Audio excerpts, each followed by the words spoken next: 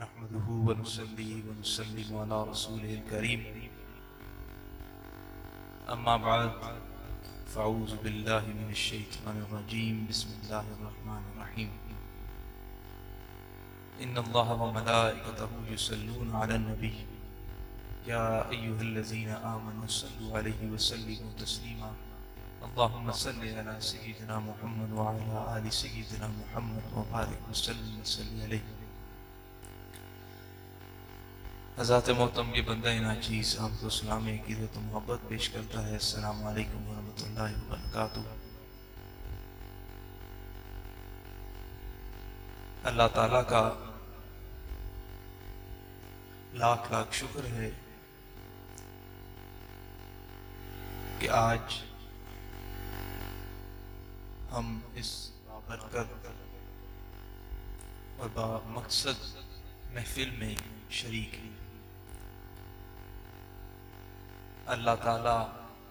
میرا اور آپ کا رسول کریم صلی اللہ علیہ وسلم سے یہ غلامی کا رشتہ ہمیشہ قائم و دائم رکھے۔ حضرات محترم، عقیدہ رسالت ہمارے ایمان کی بنیاد ہے، اور یہ ہمارا ایمان کا تقاضا ہے اور ایک مذہبی حق ہے کہ ہم نبی کریم صلی اللہ علیہ وآلہ وسلم کی خصوصیات، آپ کے امتیازات کا ذکر کریں، اور آپ صلی اللہ علیہ وآلہ وسلم کی خصوصیات میں سے ایک خصوصیت یہ بھی ہے کہ اللہ تعالیٰ نے آپ کو اس دنیا میں ختم نبوت کا تاج پہنا کے مبعوث فرمایا۔ اس ضمن میں میں چند باتیں آپ سے عرض کروں گا تاکہ ہمیں یہ سمجھ آ جائے کہ نبی کریم صلی اللہ علیہ وآلہ وسلم اللہ کے آخری نبی ہیں، اور آپ کے بعد نبوت کا سلسلہ ختم ہو چکا ہے۔ اور حضرات محترم، ختم نبوت سے مراد ہے تکمیل نبوت، کہ اللہ تعالیٰ نے نبی رحمت صلی اللہ علیہ وآلہ وسلم کے اوپر نبوت کو مکمل فرما دیا ہے۔ اور اس کی مثال نبی رحمت صلی اللہ علیہ وآلہ وسلم نے کچھ یوں ارشاد فرمائی، بخاری و مسلم کی حدیث ہے کہ نبی کریم صلی اللہ علیہ وآلہ وسلم نے فرمایا کہ ایک بہت عالی شان اور بہت خوبصورت محل تعمیر ہو رہا تھا، جو شخص بھی اسے دیکھتا تو وہ اس کی خوبصورتی کو دیکھ کے حیران ہو جاتا، لیکن پھر وہ دیکھتا کہ اس محل کے اندر ایک اینٹ کی کمی ہے، ساتھ وہ حیران بھی ہوتا اور پھر اس کمی کا بھی اظہار کرتا کہ اتنا خوبصورت محل ہے لیکن اس کے اندر اس ایک اینٹ کی کمی ہے۔ تو نبی کریم صلی اللہ علیہ وآلہ وسلم نے فرمایا کہ جس طرح اس ایک اینٹ کے اس محل میں لگنے سے اس محل کو مکمل کر دیا جاتا ہے، وہ اپنی پوری مکمل شکل میں آ جاتا ہے، اس طرح جب اللہ تعالیٰ نے مجھے اس دنیا میں بھیجا تو نبوت کے سلسلے کو میرے اوپر مکمل فرمایا۔ تو نبی کریم صلی اللہ علیہ وآلہ وسلم اللہ کے آخری نبی ہیں، اللہ کے آخری پیغمبر ہیں، اور ذات محترم یہ فیصلہ اللہ نے ازل سے ہی فرما دیا تھا۔ جب یوم میثاق کے دن اللہ نے عالم ارواح کے اندر انبیاء کی روحوں کو اکٹھا کیا اور ان سے یہ عہد لیا، اور نبی کریم صلی اللہ علیہ وآلہ وسلم کی خاتم النبیین ہونے کا سب کو بتایا، اور پھر کہا کہ میں تمہیں دنیا میں بھیجوں گا تمہاری شریعت کے ساتھ، صحیفوں کے ساتھ، نبوت کے ساتھ، کتابوں کے ساتھ، اور پھر میرا رحمتوں عظمتوں والا نبی آئے گا اور وہ تمہاری صحیفوں کی بھی تصدیق کرے گا، وہ تمہاری کتابوں کی بھی تصدیق کرے گا، وہ تمہاری شریعت کی بھی تصدیق کرے گا، وہ تمہاری رسالت کی بھی تصدیق کرے گا۔ تو ذات محترم جب نبی کریم صلی اللہ علیہ وسلم اس دنیا میں تشریف لائے تو آپ کے آنے سے پہلے جتنے بھی انبیاء گزرے ہیں، جتنی بھی اللہ کی کتابیں گزری ہیں، ان سب کی تصدیق فرمائی۔ یعنی نبی کریم صلی اللہ علیہ وسلم وہ ایسی مہر تھے کہ آپ نے آنے والے تمام انبیاء کو، آنے والی تمام کتابوں کے اوپر ایک مہر لگائی۔ تو سوال یہ بنتا ہے کہ جس ہستی نے اس چیز کو اٹیسٹ کرنا تھا، جس ہستی نے اس چیز کو اوتھینٹیکیٹ کرنا تھا، وہ تو اس دنیا سے چلی گئی ہے، وہ تو یہ مہر لگا کے چلے گئے ہیں۔ اب کوئی شخص اگر نبوت کا دعویٰ کرتا ہے تو اس کی نبوت کا دعویٰ بغیر کسی مہر کے ہے، بغیر کسی اٹیسٹیشن کے ہے، تو اس کے لیے یہ نبوت کا دعویٰ اب باقی نہیں رہتا۔ کیوں؟ نبی کریم صلی اللہ علیہ وسلم اپنی مہر جتنے آنے والے انبیاء ہیں، جتنی آنے والی اللہ کی کتابیں ہیں، ان کے اوپر لگا چکے ہیں۔ تو اس لیے اب یہ گنجائش بچتی نہیں کہ آپ کے بعد کوئی نبی کا دعویٰ کرے، اور نبوت کا جو عمل ہے اللہ تعالیٰ نے نبی کریم صلی اللہ علیہ وسلم کے اوپر مکمل فرما دیا ہے۔ حضرات محترم، ایک نبی کو، ایک رسول کو بھیجنے کی دو بڑی وجوہات ہوتی ہیں۔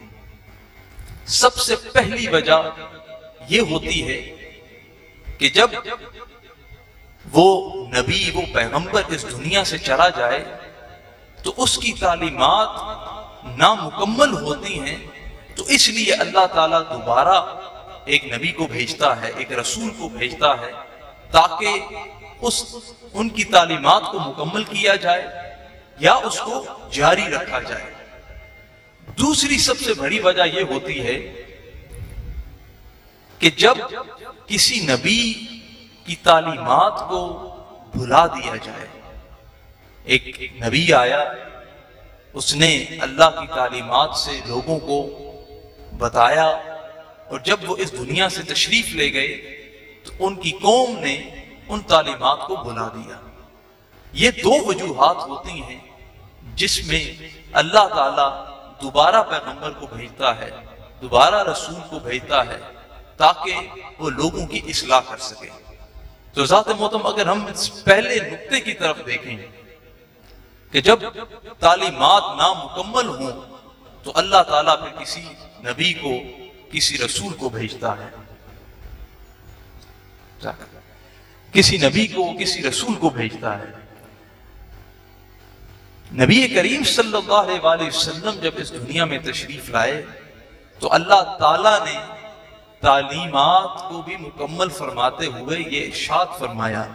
الیوم اکملت لکم دینکم، کہ آج کے دن تمہارے لیے تمہارے دین کو مکمل کر دیا گیا ہے۔ تو ذات محترم، اس کے بعد بھی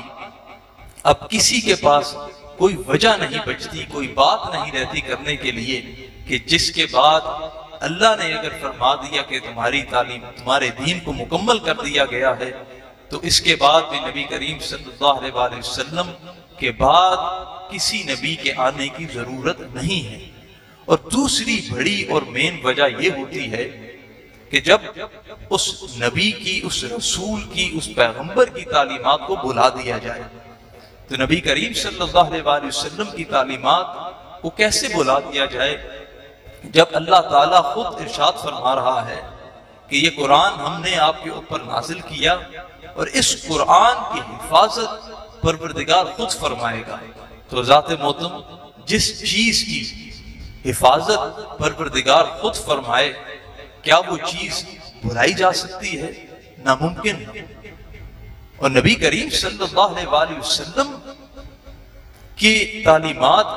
دوسری وجہ سے اس لیے نہیں بھلائی جا سکتی کہ ہمارے محدثین نے نبی کریم صلی اللہ علیہ وسلم کے ہر قول کو، ہر فعل کو نقش کر دیا ہے کتابوں کے اندر۔ آج جب کوئی عالم، کوئی محدث نبی کریم صلی اللہ علیہ وسلم کا ارشاد سناتا ہے، نبی کریم صلی اللہ علیہ وسلم کی حدیث سناتا ہے، تو وہ یہ کہتا ہے کہ یہ نبی کریم صلی اللہ علیہ وسلم کا ارشاد گرامی ہے، اور پھر نبی کریم صلی اللہ علیہ وسلم کس طرح چلا کرتے تھے، نبی کریم صلی اللہ علیہ وسلم کس طرح اٹھا کرتے تھے، نبی کریم صلی اللہ علیہ وسلم کس طرح کھانا تناول کیا کرتے تھے، اور یہ بھی نہیں، نبی کریم صلی اللہ علیہ وسلم کا ہر قول بھی محفوظ ہے، نبی کریم صلی اللہ علیہ وسلم کی ہر ادا بھی محفوظ ہے، اور نبی کریم صلی اللہ علیہ وسلم کی خاموشی بھی محفوظ ہے۔ یہ آج محدثین ہمیں بتاتے ہیں کہ یہ وہ مقام ہے جہاں پہ نبی کریم صلی اللہ علیہ وسلم نے خاموشی اختیار فرمائی۔ تو ذات محترم، یہ کیسے ممکن ہے کہ جب تعلیمات بھی مکمل،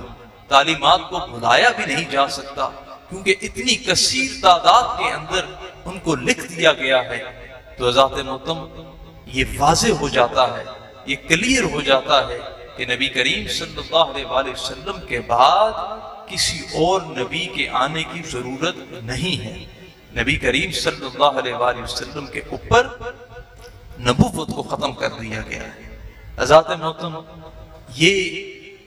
چند باتیں جو میں نے آپ سے عرض کی ہیں، اس سے ہمیں یہ تو پتہ چل جاتا ہے کہ نبوت کا سلسلہ اب ختم ہو چکا ہے، لیکن زندگی کے حالات کچھ اس طرح ہوتے ہیں کہ وار کرنے والے ایسی جگہ سے وار کرتے ہیں کہ ہمیں بھی سمجھ نہیں آتی کہ یہ کہاں سے اس کا استدلال کر رہے ہیں، کہاں سے اس چیز کو نکال رہے ہیں۔ تو ہم اللہ سے دعا کرتے ہیں، اے پروردگار تو ہماری حفاظت فرما، اے پروردگار تو ہمیں اتنی عقل سمجھ عطا فرما کہ ہم تیرے نبی کریم صلی اللہ علیہ وسلم کی تعلیمات کو خود بھی سمجھیں اور لوگوں کو بھی سمجھا سکیں۔ اللہ تعالیٰ ہمیں نبی کریم صلی اللہ علیہ وسلم کی سچی غلامی نصیب فرمائے۔ اللہ تعالیٰ ہمیں نبی کریم صلی اللہ علیہ وسلم کی سنت پر عمل کرنے کی توفیق عطا فرمائے۔ ذات محترم، مجھے واپس بھی جانا ہے، سفر بھی کرنا ہے، لیکن میں یہ ضرور کہنا چاہتا ہوں کہ آج مجھے یہاں پہ آپ کے سامنے آ کے انتہائی خوشی ہو رہی ہے، انتہائی مسرت ہو رہی ہے۔ ہمارے جناب محترم پیر انور قریشی صاحب، آپ میری ذات سے اور جناب پیر محمد امین الحسنات شاہ صاحب کی ذات سے انتہائی محبت کرتے ہیں، اور ہم ان کے قصے بارہا اپنے بزرگوں سے بھی سنتے رہتے ہیں اور خود بھی اس کا مشاہدہ کرتے ہیں۔ اللہ تعالیٰ ان کی عمر میں اضافہ فرمائے، اللہ تعالیٰ ان کی صحت میں کرم فرمائے، اللہ تعالیٰ ان کا سایہ ہمارے اوپر تادیر عطا فرمائے۔ حضرات محترم، اللہ آپ کا حامی و ناصر ہو۔ وآخر دعوانا ان الحمدللہ رب العالمین۔